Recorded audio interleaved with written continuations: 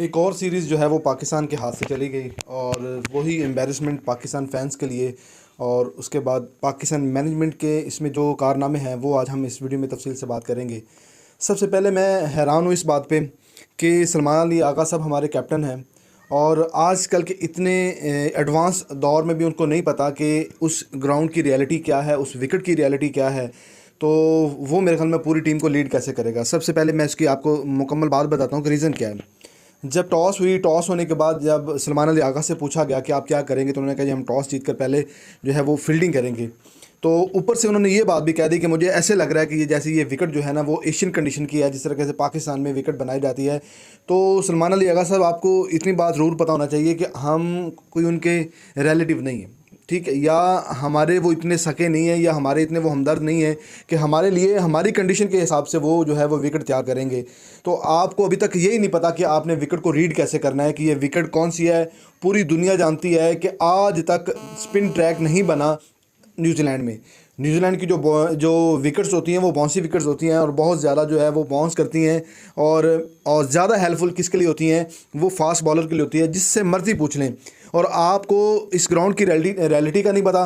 वो कैसे नहीं पता कि आपको पता है कि मैंने पहले भी वीडियो बनाई, मैंने उसमें कहा था कि इस ग्राउंड पे अभी तक 15 मैचेस हुए हैं, जिनमें से जो 10 मैच हैं वो पहले बैटिंग करने वाले ने जीते हैं। अब इस मैच को हम ऐड करते हैं तो ये 16 मैचेस हो जाते हैं, और 16 मैचेस में से 11 मैचेस ऐसे हैं जो पहले बैटिंग करने वाले बंदे ने जीते हैं, और एक मैच जो है वो बाद में 6 रन हुआ है उस पर वो जीते हैं, और 3 मैचेस जो हैं वो ड्रॉ हुए हैं।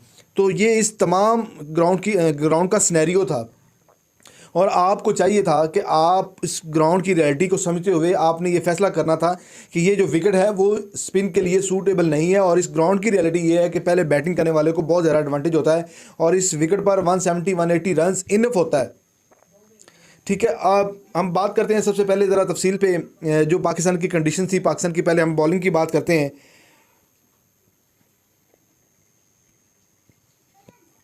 अगर हम बॉलिंग की बात करते हैं तो पाकिस्तान की premier fast bowler Shaheen Shah Afridi ji, 4 over 49 run, 12.25 की इकॉनमी है। उसके बाद हम बात करेंगे जनाब खुशदिल शाह, 1 ओवर 12 रन, ठीक है। उसके बाद Ibrar Ahmed, 4 over 41 run, 2 wicket, पहले 2 ओवर में 35 रन खाए हैं। उसके बाद Haris Rauf, 4 over 27 run, 2 wickets. उसके बाद Abbas Afridi, 3 over 38 run, 1 wicket. और लास्ट पे शादाब खान, 4 ओवर 49 रन, और ये इनकी परफॉर्मेंस है। अब कप्तानी की बात फिर करते हैं थोड़ी सी, कि अब देखें कि अगर आपने पहले बॉलिंग कर ली है तो आपको इस विकेट का आइडिया हुआ है या नहीं। आपने पहले फास्ट बॉलर से जब बॉलिंग करवाई है तो आपका राइट बनता था दूसरे एंड से भी मैं फास्ट बॉलर लगा के इस पिच को रीड करता कि क्या ये फास्ट बॉलर को हेल्प कर रही है या नहीं कर रही है। लेकिन आपने वही पुराना जो माइंड सेट है ना, जो हमारे कप्तानों का था कि अब पहला 1 ओवर जो है वो स्पिन से करवा लेते हैं कि शायद कोई ब्रेक थ्रू मिल जाए, लेकिन आपने भी उसी चीज़ को कंटिन्यू रखा है। आपने अपने माइंड से इस क्रिकेट को नहीं खेला, आपने बैक जो आपके कैप्टन करते हैं उस चीज़ को कॉपी किया, और उसका रिजल्ट आपने देखा है। तो उसके बाद हम बात करते हैं शाहीन शाह अफरीदी की।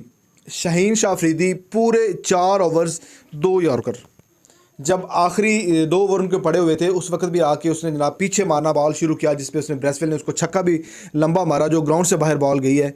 तो मतलब इनको अभी तक ये नहीं पता कि हमने डेथ ओवर करने कैसे हैं। हमारी बॉलिंग जो है वो डेथ ओवर में भी नाकाम है और शुरू के ओवर में भी नाकाम है। हमें डेथ ओवर का पता ही नहीं है।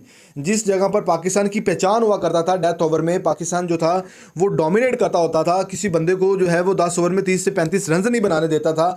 आज हमारे पास वो प्लान ही नहीं है, वो एग्जीक्यूट हम करते ही नहीं है कि हमने यॉर्कर लेंथ बॉल करनी है। यॉर्कर लेंथ बॉल को जो है पिक करना, उठाना, छक्का मारना बड़ा मुश्किल होता है। वो दुनिया के जिस मर्जी बंदे से पूछ ले आप, वो आपको बताएगा कि यॉर्कर लेंथ पे बॉल पे आप छक्का मारेंगे तो बहुत मुश्किल चांसेस होते हैं कि आपको छक्के पड़ेंगे या चौके पड़ेंगे। अगर इन साइड को एज लग जाता है वो एक अलग बात है, लेकिन आप लोगों के माइंड में ये है ही नहीं है। आपका कोच जो है अजहर महमूद, वो खुद मीडियम फास्ट बॉलर है और उसको ये नहीं पता कि डेथ ओवर में बॉलिंग कैसे करनी है। ना उसने 130 से ऊपर सारी उम्र बॉल की है, और ना ही उसको पता है कि डेथ ओवर में यॉर्कर जो है वो बड़ा हथियार होता है। जसप्रीत बुमराह को देखें, उसकी बॉलिंग क्यों इतनी पॉपुलर है, डेथ ओवर में क्यों वो माने जाते हैं कि सबसे बेहतरीन और अच्छे जो है वो बॉलर है, क्योंकि उनको यॉर्कर लेंथ बॉल करते हैं और बहुत पक्के यॉर्कर करते हैं। और पक्का यॉर्कर जो होता है वो बहुत कम ही होता है जो बंदा आगे वाला बैट्समैन जो है वो खेल सकता है, ठीक है। उसके बाद हारिस रऊफ़ की बात करूंगा। बॉलिंग बहुत नो डाउट बड़ी अच्छी बॉलिंग की है, लेकिन हारिस रऊफ़ को ये नहीं पता कि मेरी जो स्ट्रेंथ है वो पेस है। जब मेरी स्ट्रेंथ पेस है तो एंड वाले 2 ओवर आपके पास पड़े हैं, तो फिर आप भी आके जो है वो यॉर्कर लेंथ नहीं करवा रहे। आपको नहीं पता भी in swing out swing yorker जो है वो बड़े बेनिफिट देते हैं हर टीम को। आपने भी आके पीछे बॉल की या वॉली बना के उनको बॉल दी है, कोई फुल लेंथ यॉर्कर नहीं किया। और मैं कहूँगा कि थर्ड क्लास माइंडसेट बॉलिंग थी आपकी लास्ट 2 ओवर की। वो तो आपकी गुडविल रही कि आपको विकेट मिली है, लेकिन आपने भी डेथ ओवर का जो कंसेप्ट है अपने माइंड से निकाला हुआ है। आपको पता नहीं है कि डेथ ओवर में मैंने बॉलिंग कैसे करनी है। उसके बाद अब्बास फरीदी जो है, हमने उसकी बात करते हैं तो उसकी पेस वेरिएशंस उसके पास भी अच्छी हैं, लेकिन उसने भी आके 1 ओवर कम भी किया, अच्छा किया। वो 1 ओवर वो भी करता तो उसमें भी मार पड़नी, तो उसे पता ही नहीं है कि मैंने 1 ओवर में कितनी स्लो रन करनी है, कितनी यॉर्कर लेंथ बॉल करनी है, कितनी मैंने उसको जो वाइड साइड ऑफ साइड पे मैंने बॉल निकालनी है, कैसे मैंने अपने माइंड से बॉलिंग करनी है, ये नहीं पता। अभी आपके पास आपके पाकिस्तान में बेहतरीन जो बॉलर है ज़मान खान, जो यॉर्कर लेंथ बॉल करता है, जो मलिंगा स्टाइल से बॉल करता है और यॉर्कर उसकी स्ट्रेंथ है, वो डेथ ओवर में आपको बेहतरीन बॉलिंग करके दे सकता है, लेकिन आप लोगों ने उसको कंसिडर नहीं किया। और ऊपर से आपने अपने तमाम प्लेयर्स को ये भी बात नहीं समझाई कि आपने यॉर्कर लेंथ बॉल कैसे करनी है। मोस्टली तौर पर ये होता है कि क्रिकेट में अगर एक बॉलर को मार पड़ रही होती है तो फिर उसको जल्दी ओवर नहीं देते, लेकिन सलमान अली आगा साहब ने जी जनाब वो इब्रार अहमद को फिर दूसरा ओवर भी दिया, शादाब खान को दोबारा फिर ओवर दिया, जो रही की कसर थी वो उसमें उन्होंने निकाली है। तो इस हवाले से अगर मैं बात करता हूँ बॉलिंग के हवाले से, जो कैप्टन था पाकिस्तान का, उसने बिल्कुल ज़ीरो परफॉर्मेंस दी है। उसे पता ही नहीं था कि मैंने कहाँ पर कौन से बॉलर को यूटिलाइज़ करना है और मैंने कैसे बॉलिंग करवानी है। तो शादाब खान तो लेग स्पिनर, मैं उसे कैसे मानूं कि वो एक लेग स्पिनर है। उसको पता ही नहीं है कि मैंने बॉल को कैसे डिलीवर करना है, या तो बॉल बिल्कुल आगे है या बॉल पीछे है। आप जिस तरीके आपका दिल करे आपको मारे। फिनाला ने उसे बता के उसको छक्के चौके मारे। 23 रन 1 ओवर में उससे लिए गए और आगे से वो स्माइल दे रहे थे ऐसे कि जैसे आप मैच जीते हुए हैं। इन लोगों को शर्म नाम की इनकी चीज़ ही नहीं है। उसके बाद हम बात करेंगे पाकिस्तान की। अब बात करते हैं बैटिंग की। मोहम्मद हारिस और हसन नवाज़, इन दोनों को एक साइड पे करते हैं कि इन दोनों से हमें कोई लेना देना नहीं है फ़िलहाल, क्योंकि जिस तरीके से इन्होंने पिछला परफॉर्मेंस दी थी, ज़िम्मेदारी का मुजाहरा इधर भी करना चाहिए था, लेकिन नहीं हुआ। एक दफ़ा इनको क्रिटिसाइज़ इन पे नहीं करते, इनको साइड पे रखते हैं। हम बात करेंगे जनाब सलमान अली आगा। सलमान अली आगा भाई ने ये सोचा हुआ था कि ये जो विकेट है वो स्पिन ट्रैक है, एशियन विकेट कंडीशन है, और सलमान भाई को खुद बल्ले में नहीं पड़ी, पता ही नहीं चला कि बॉल कहाँ से बाउंस हो रहा है, कहाँ से आउट स्विंग हो रहा है,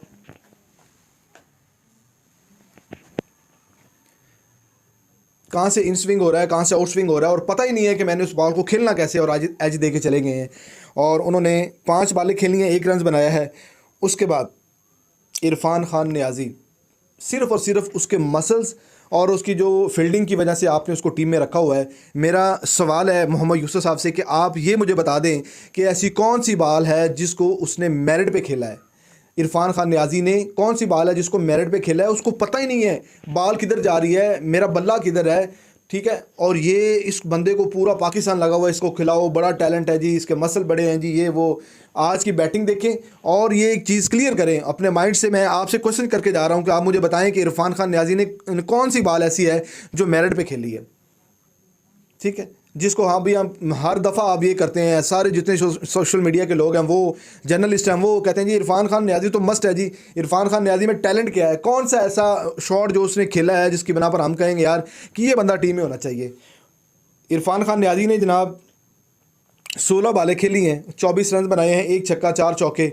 और मैं सिर्फ 1 छक्के वाली बॉल जिस जो उन्होंने पिक की वो अच्छी की, बाकी तमाम जो बॉलिंग थी, जो उसने बैटिंग की है, वो एक जो है वो तुक्का इसे कहते हैं कि ये तुक्के पे बैटिंग हुई है। उसके बाद शादाब खान 4 बॉलें और 1 रन, इन स्विंग बॉलिंग का पता ही नहीं है, हमने खेलना कैसे, पता ही नहीं चला कि बॉल कब अंदर आई और कब बोल्ड हुई। और उसके बाद अब्दुल समद के साथ प्रॉब्लम पता क्या है, मैं एक बात कहूँगा, नो डाउट आज उसने रन्स किए हैं, लेकिन मैं उनकी इस इनिंग से सेटिस्फाइड नहीं हूँ। क्यों सेटिस्फाइड नहीं हूँ कि जिस तरीके से उसने शॉट्स खेली हैं, मुझे नहीं लगता कि यार कि उसने सारी शॉट्स इतनी बड़ी ज़बरदस्त खेली हैं।